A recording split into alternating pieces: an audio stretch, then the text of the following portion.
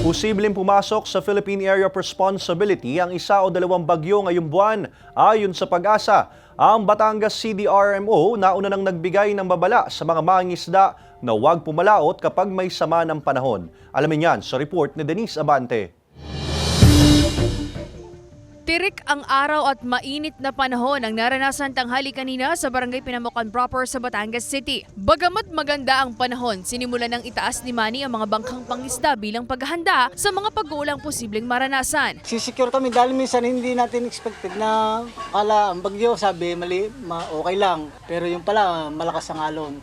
Tsaka napakahirap ng punduhan ngayon sa amin. Kaya sinisecure na agad namin, maaga pa, ay sinisecure na namin ang aming mga bangka para safe, hindi siya masira. Insured na siya sa Okbas. Ayon sa Fisheries Division ng City Veterinary Office, mahigit 2,000 mga mangingisda ang rehistrado at mahigit 1,000 bangka ang nakatala sa kanilang record. Sila lamang ang mga lehitimong maaaring makatanggap ng ayuda o tulong mula sa pamahalaang lungsod sakaling magkaroon ng sakuna o masira ang bangkang pangisda. Regular po kaming naghihikayat sa aming mga mangisda, lalo't na po doon sa mga gumagamit ng paraw, yun hong sagwanan, yung pong mga hindi pa nagpaparehistro ng kanilang mga bangka na dimotor, na samantalahin ang pagkakataong kami ay binibigyan ng tulong mula national government para po sila ay magkaroon ng insurance. Hindi po natin pwedeng asahan ang panahon. Una nang sinabi ng Pag-asa na posibleng 2 pang bagyo ang pumasok sa Philippine Area of Responsibility ngayong buwan, kaya puspusan na rin ang pag-aayos ni Mang Bien ng kanyang bangka. Sinisiguro niyang matibay ang katawan at tali ng bangka sakaling makaranas ng masungit na panahon sa gitna ng laot.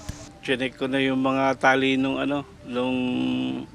aking bangka na ginagamit kasi mahirap pagka sa laot inabot at natanggal yung tali, problema. Kaya habang maagap ay chinecheck namin bago kami lumaot na matibay yung tansi na aming ginagamit. Kahit na medyo malaki ang alon ay wala namang problema. Hindi masisira. Nagbigay na rin ng paunang babala ang Batangas City RRMO sa mga mangingisda na huwag nang pumalaot kapag nakaranas na ng masamang panahon. Asahan na talagang worse naman din yung mangyayaring tag-ulan. So, yun nga, pinaghandaan natin to, yung ating mga mangingisda. Lagi po natin itong pinapaalalahanan na huwag nang lalaot kapag meron pong mga gale warning at meron pong anunsyo ng hindi magagandang mga panahon o may mga typhoon signal na sasakop ng lungsod ng Batangas o dito sa atin sa